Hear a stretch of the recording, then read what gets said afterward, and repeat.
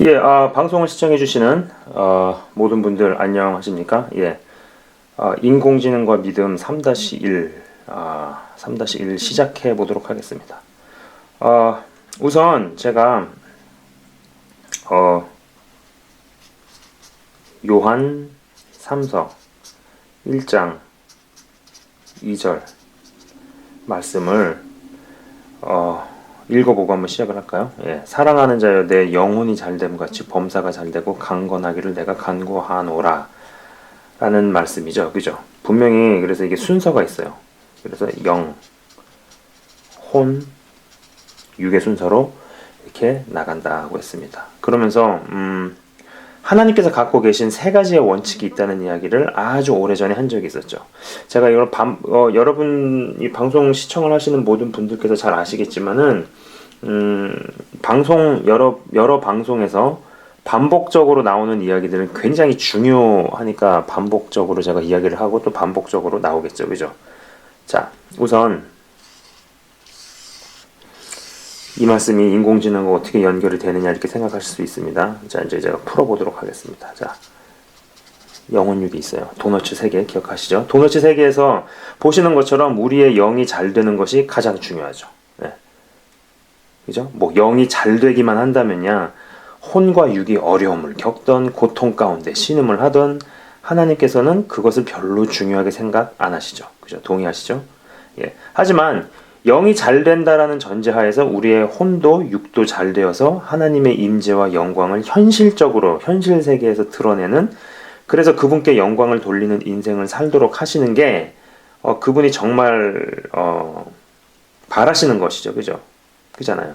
하나님 입장에서는 영이 살기만 한다면야, 영이 구원을 받기만 한다면야 혼과 육이 고통 가운데로 떨어지든 어려움으로 가운데로 떨어지든 그걸 그렇게 중요하게 생각 안 하시지만 그래도 영이 확고하게 섰다라는 전제하에서 구원을 이루고 확고하게 영의 자녀가 됐다라는 전제하에선 혼도 육도 그죠, 영의 지배를 받아서 쭉쭉쭉 내려감으로 말미암아서 더 하나님의 임재가 강력하게 뻗어나가는 인생을 원하시지, 혼과 육의 고통 속에 있으면서 그게 물론 이제 하나님의 최대 관심사긴 하지만, 그것보다는 기왕이면은 제 방송을 보시는 분들은 영과 혼과 육이 완전하게, 혼과 육이 영의 강력한 지배와 정복을 당해서 지배를 받아서 영의 소욕을 이루는 도구로 쓰임 받기를 하나님께서 원하시는 거죠. 그리고 독자분들을 다 그렇게 되셨으면 좋겠어요. 시청하시는 분들께서.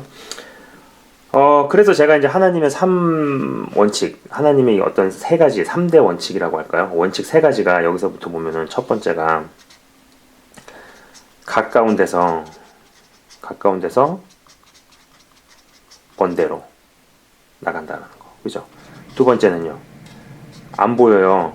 안 보이는 곳에서 점점 보이는 곳으로 이동을 한다. 그죠? 그리고 세 번째가 작은 것에서 점점 큰 것으로 간다고 했습니다. 그죠? 그래서 작은 것을 충성되게 여기는 자에게 큰 것을 맡기시고, 그잖아요. 영이 보이나요? 영이 눈에 보이나요? 보이지 않죠. 그러나 하나님께서는 영이 죽느냐 사느냐, 우리의 영이 죽느냐 사느냐, 이것을 보신다는 거죠. 그래서 점점 뻗어나가는 거. 그죠? 제가 저번 방송에서 그런 이야기를 했습니다. 지성에서 영성으로 가는 거, 옳아 보이고 맞아 보이고 또 그런 프로세스를 뭐 우리가 경험을 하고 하지만은 그거는 궁극적으로는 맞지 않다. 거꾸로 영성에서 지성으로 가는 게 맞다. 이런 얘기를 하면서 강력한 순종이 강력한 지성보다 낫고 강력한 지성을 이긴다. 뭐 이런 이야기도 했었습니다. 자, 그래서 이런 3대 원칙을 오래전부터 했었는데요. 그렇다면 사단은 이 반대의 형태로 온다고 보면 맞는 거죠. 네. 자, 잠깐 뭐가 좀 울렸습니다. 자, 그래서 이제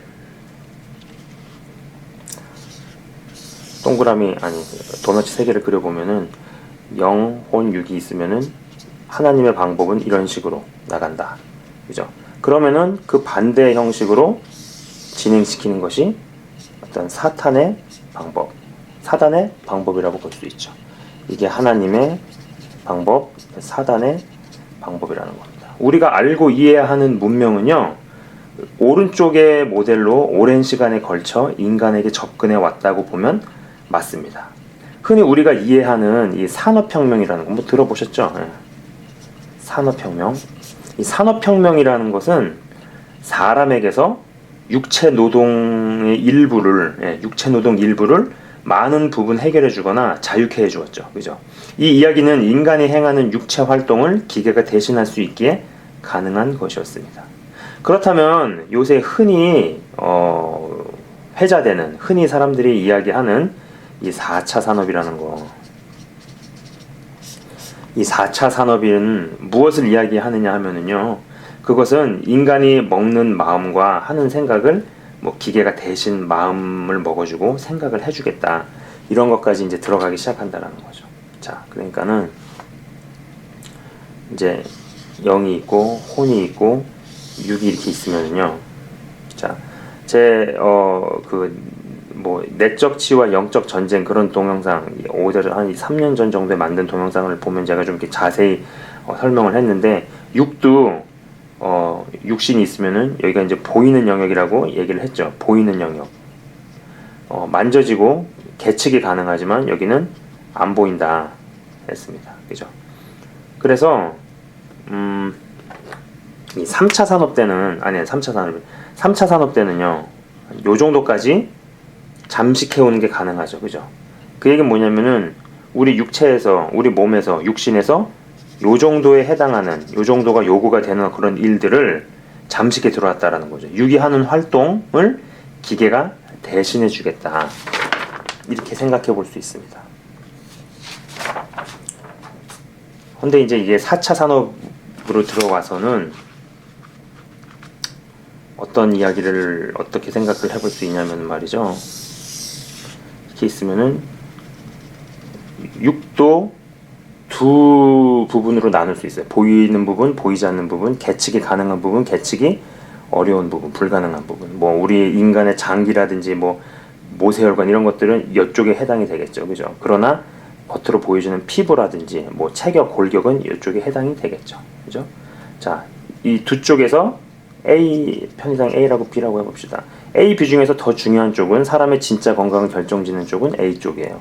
뭐 이거는 다 여러분도 이해하시고 동의하시리라고 봅니다. 그러면은 이 혼의 영역에서도 인지가 가능한 부분, 인지가 어렵거나 거의 불가능한 부분이 있겠죠.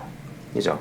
그러면은 이 4차 산업이라는 거는, 아까 말씀드린 거는 3차 산업이나 산업혁명은 한 요 정도까지 침범을 해 들어와서 인간에게서 노동력을 가져가면서 편의를 주었다라면, 편리함을 주었다라면은, 4차 산업이 들어가게 되면은, 여러 가지 그런 시스템이 들어가게 되면은 한 이 정도, 아니면은 뭐 요 정도, 아니면은 한 이 정도 이상까지 더 침범에 들어간다는 얘기죠. 여기가 3이었다면은 여기가 1번, 2번, 3번이라고 했을 때 4차 산업이 발달을 한다. 예, 그러면 1, 2, 3번 이 셋 중에 한 가지 정도까지는 기계가 잠식해 들어오겠다라는 것을 이야기하죠. 육은 말할 것도 없고 혼의 영역에서의 기능인 마음과 생각도 기계가 대신해 주겠다. 뭐 이렇게 생각해 볼 수 있습니다. 자, 제가 이 책을, 그러니까 이 인공지능 시리즈를 시작하면서 처음에 한번 이야기를 한 적이 있죠. 그죠? 시작을 하면서 한번 읽어드린 적이 있어요. 이 사피엔스라는 책입니다. 그죠?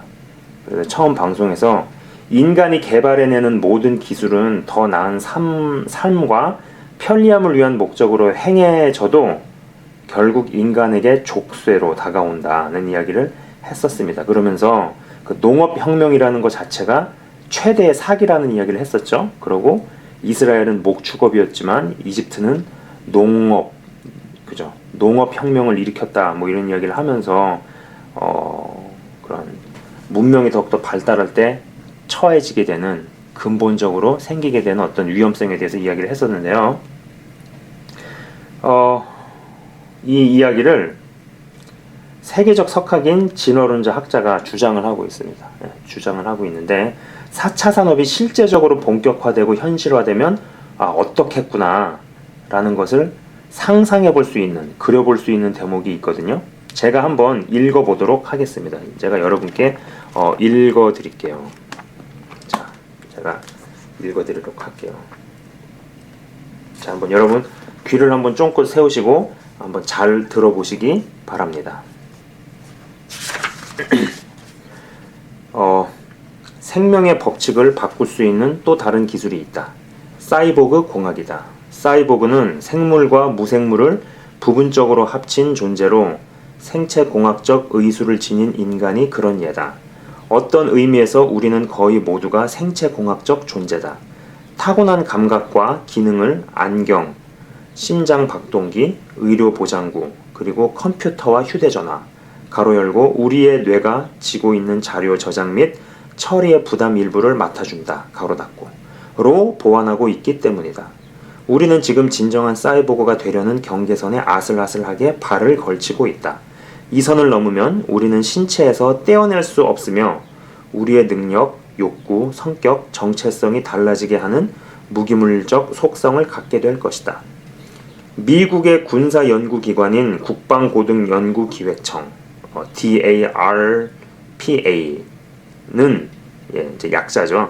국방고등연구기획청은 곤충 사이보그를 개발 중이다. 파리나 바퀴벌레의 몸에 전자칩, 탐지기, 연산장치를 심는다는 아이디어다.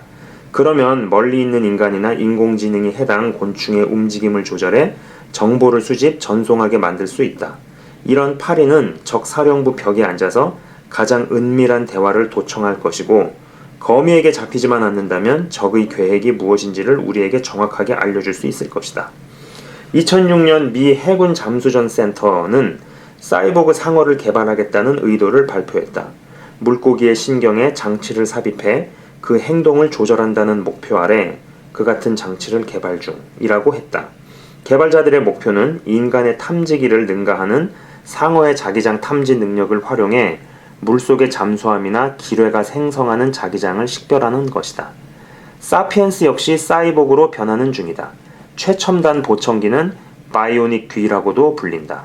귀에 이식된 이 장치는 귀의 바깥에 장치된 마이크로폰을 통해 소리를 흡수한다.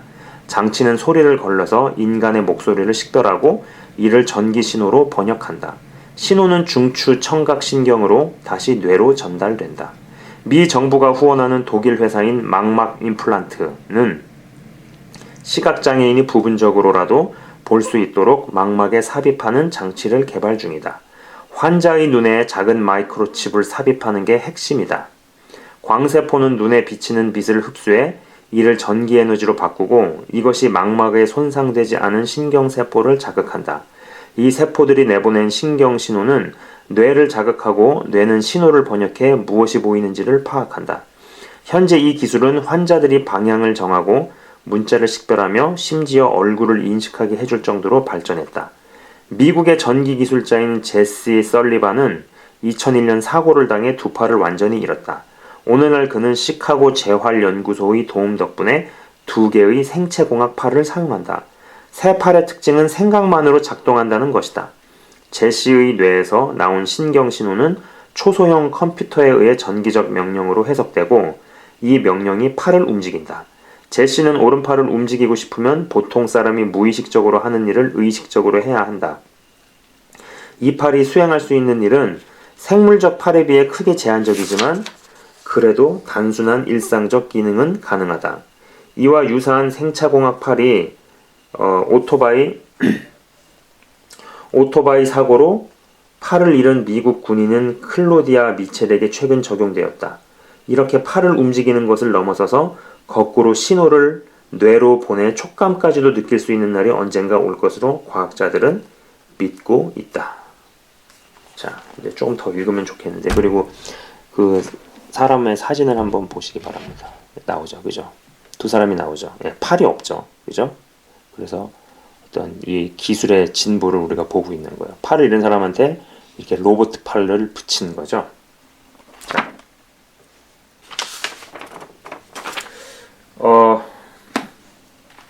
한때 이런 이야기를 한번 해봅시다. 한때 애완견에다가 애완견에다가요 칩을 박은 뒤에 애완견에다가 칩을 박은 뒤에 그 다음 단계가 이제 사람 몸에다가 칩을 박을 것처럼 이야기하던 때가 있었죠.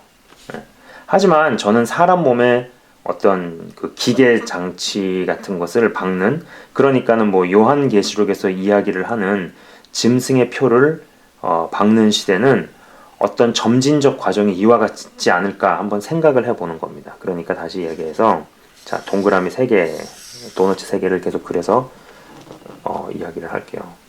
영혼육이 있어요. 이제 이건 얘기 안 해도 제 방송을 보신 분들은 다 아시리라고 봅니다. 그리고 이제 여기에 애완견이 있는 거예요. 뭐 애완견이 이렇게 있어요. 이게 아무튼 개예요. 그렇게 이해하시면 됩니다. 그래서 이제 애완견에다가 이제 뭐 칩을 박았어요. 착착착착착 박았어요.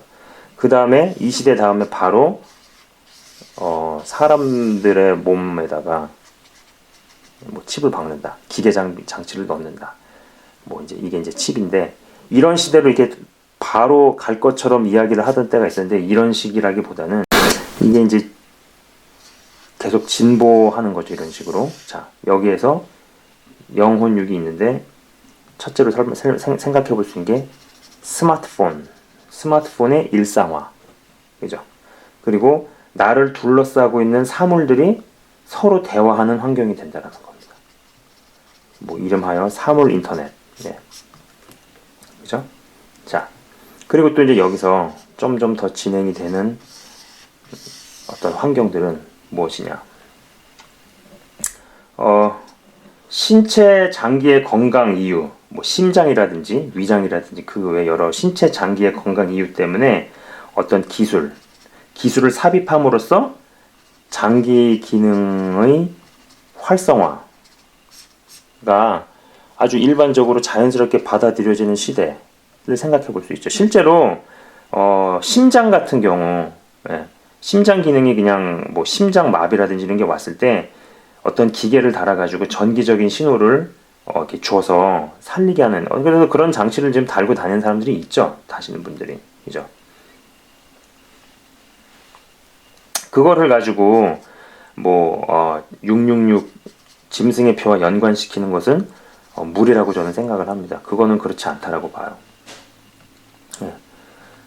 그리고 또 어떻게 생각을 해볼 수 있냐면요, 칩이 박힌 옷이나 신발, 기계, 안경 등등을 입고 다닙니다. 그러니까 모든, 아까 말씀드린 것처럼 이 사물 인터넷이라는 거, 쉽게 얘기해가지고 모든 사물에다가 컴퓨터를 달았다라고 생각하시면 딱 맞는 개념이죠. 그렇죠? 그래서 칩이 박혀 있는 옷, 아니면 신발, 시계, 그 다음에 안경, 뭐 그 다음에 여러 가지 여러분들께서 한번 생각해 보실 수 있는 그 모든 것들이 있습니다. 제가 어떤 책에 제가 일부를 한번 좀 더 읽어드릴게요. 이 주제를 준비하면서 제가 보게 된 책인데, 뭐 이제 이분이 IBM에서 수석 뭐 전무였던 분이라고 하시네요. 뭐 책 제목이 어제는 기적, 오늘은 상식이라는 제목인데요. 제가 여기서 일부분을 읽어드리도록 하겠습니다. 자, 참고로 이 책이요, 보세요. 보시다시피 초판 발행이 2002년으로 되어 있죠. 그죠? 벌써 15년 전에 나온 책입니다. 15년 전에 이런 이야기를 했다라는 것이죠. 한번 여러분 잘 낭독해서, 제가 낭독을 할 테니 여러분 한번 잘 귀담아 들어보시기 바랍니다. 그뿐인가? 미래 사회의 기술 발전 가능성은 무궁무진하다. 사회가 복잡해지면서 만나는 사람들도 일일이 기억할 수 없을 정도로 많아졌다. 그래서 사람을 만나거나 회의에 참석한 후에 인사했던 사람을 기억하지 못해 어려움을 겪었던 경험이 한두 번은 있을 것이다. 이렇게 상대의 이름과 정보가 전혀 떠오르지 않아 비지땀을 흘리고 있을 때 마법의 지팡이라도 있어 톡 하고 건드리면 정보가 주르륵 나타나면 얼마나 좋을까 상상해 본 적이 있을 것이다. 그런데 실제 이런 일이 우리 현실에서 가능케 되었다. 1999년에 손과 손의 접촉을 통해 서로의 정보를 교환하는 실험이 성공을 거두었다. 원리는 악수할 때 몸에 부착된 작은 전자수첩 같은 PC를 통해 서로의 이름과 사진, 이메일 주소, 연락처, 양력, 만난 장소와 시간이 모두 자동으로 기록되는 것이다. 그래서 따로 명함을 주고받거나 연락처를 나누지 않아도 악수를 하며 통성명하는 순간 모든 게 자동 입력되는 것이다. 이렇게 누구나 시간과 공간 그리고 기기의 제약 없이 서로 연결되어 다양한 업무를 처리할 수 있는 세상이 오고 있다. 이는 물론 칩의 가격 하락과도 깊은 관련이 있다. 실제 컴퓨터 칩의 기능 속도는 1년 반마다 2배씩 빨라지고 통신의 밴드, 가로 열고 통신의 속도, 가로 닫고는 매년 3배씩 늘어난다고 한다. 이는 반대로 같은 성능의 경우 가격이 2배씩 또 3배씩 싸진다는 것을 의미하기도 한다.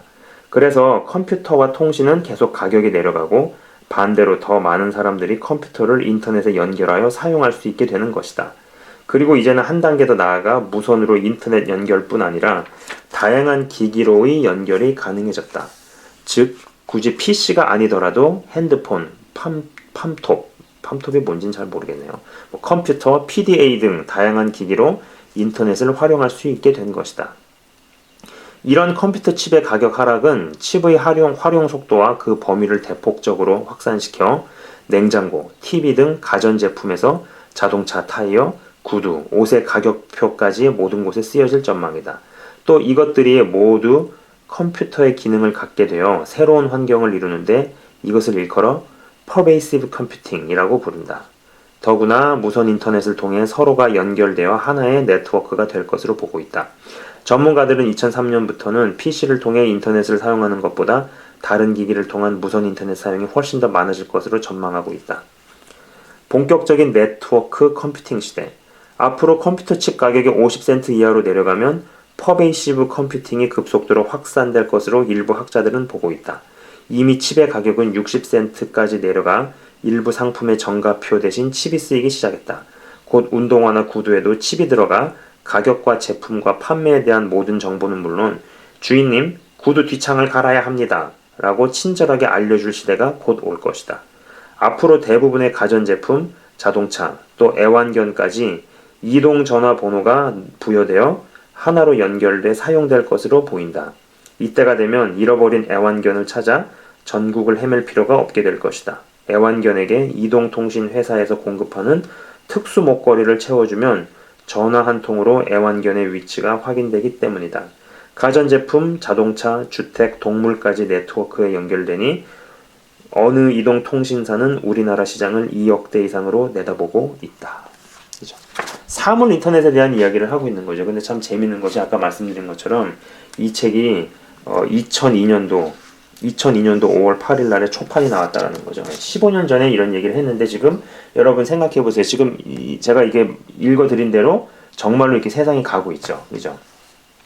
그러니까는 누군가가 수십 년 전, 수십 년 전에 설계를 하고 이렇게 하나씩 풀어서 점점 끌고 가고 있다라는 생각을 많이 해볼 수 있는 거죠.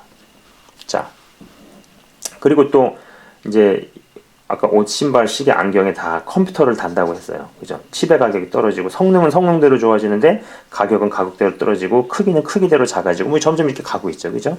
자, 그 다음에 또 스마트폰, 스마트 카, 이것은 무인 자동차를 얘기하는 거죠. 예, 스마트 카는 무인 자동차입니다. 그 다음에 뭐 스마트 홈, 스마트 시티, 스마트 해가지고 이게 모든 환경을 다 둘러싸버린다라는 거. 그죠? 그러다가 여기서 이동을 해서 그러다 어느 시점에 요한계시록에 나오는 짐승의 표를 받는 시대로 진입을 할 것이다. 이렇게 생각해 볼 수 있죠. 그죠? 그러면 우리는 이 셋 중에서 이게 1번이에요, 2번이에요, 3번이에요. 어디쯤에 와 있을까요? 어디를 가고 있을까요? 그리고 여기서부터 여기까지의 걸리는 시간이 얼마나 걸리겠느냐. 한번 스스로 생각을 해볼 수 있죠. 그죠? 한 가지 분명한 것은요. 점점 밖에서부터, 그죠? 점점, 여기 밖에서부터, 안으로 서서히 들어오기 시작한다라는 겁니다. 그죠? 그리고 이러한 계획은 수십 년의 계획을 놓고 서서히 진행시켜 왔으며 지금도 진행 중이라는 것이죠. 다음 시간에는요, 90년대와 2000년대 인터넷과 이동통신의 혁신적 기술 개발과 진보를 직접 했었던 제 이야기를 한번 여러분들께 말씀을 드리도록 하겠습니다. 한번 나눠보도록 하겠습니다. 예. 여러분 아시겠죠? 그죠? 아까 말씀드린 것처럼 하나님의 방법은 이런 식으로 나간, 사단은 그 반대로. 그래가지고 그 환경 자체를 서서히 하면서 옥죄와서 나도 모르는 사이에, 예, 나도 모르는 사이에 거기에 익숙하게 만들어져가지고, 그러다가 어느 시점에 팍 탁 끊어진다고 생각을 해보세요. 예. 저는 제가 무슨 방송 무슨 얘기를, 이거 좀 원고에 없는 얘기인데, 뭘 하나 보다가 아무튼 그냥 아무 생각이 없는 건 아니죠. 예. 이렇게 보다가 어떤 분이 딱 그런 얘기를 하시는 걸 들었어요. 이제 이 구글 같은 그런 웹사이트를 기독교인이 대체할 수 있는 어떤 그런 웹사이트 하나 만들어야 된다.